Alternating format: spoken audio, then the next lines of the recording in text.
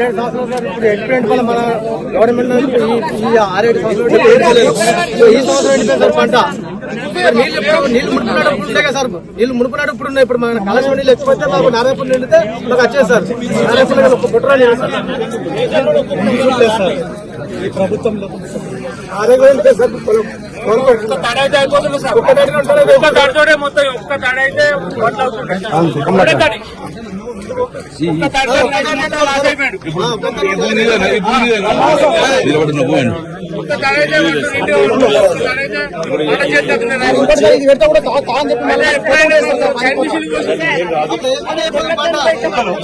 గ్రామాలన్నీ ఊరికొక 100 ఎకరాల చొప్పున ఎండిపోయినాయి సార్. అదేవిధంగా మన కొత్తగల్లు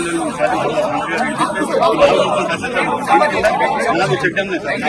గోపాల్పూర్, తిరుమల, ఇవన్నీ కూడా ఎండాకాలం కూడా మన ప్రభుత్వం ఈ 2 నెలలు చాలా కొంచెం కొంచెం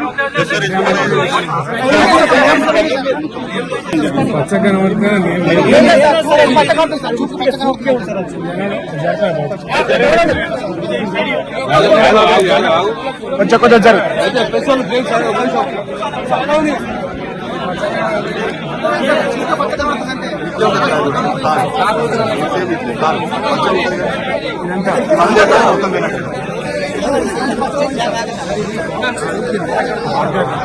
ఉంటాయి సార్.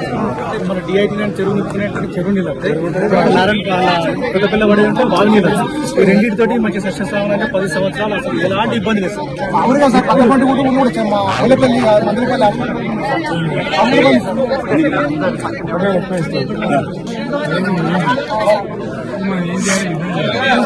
అంతే కదా, ఎకరానికి 25 రూపాయలు కట్టేయాలని మనం కొట్టాలి.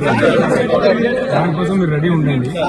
మీరు మంచి మాటతో బాగుంటారా దాని సంగతి ఏంటో ఎలక్షన్ అదే కదా, దానికోసం రెడీ ఉండాలి. ధైర్యం తిరగద్దు. వచ్చే తప్పక ఏం చేద్దామంటే 15,000 మందిపై బిడగడ చెట్టు కట్టేసి మళ్ళీ నిప్పుకున్నాం. అర్థమైంది కదా, ఇతను కాదు ఈ 2 నెలలతో మనం చేద్దామి. ఇప్పుడు ఏంటంటే మన ధైర్యంగా ఉండి ఒకటి ఉండి పోరాటం చేయాలి. రైట్, ఆ పని మీద ఉండండి దయచేసి.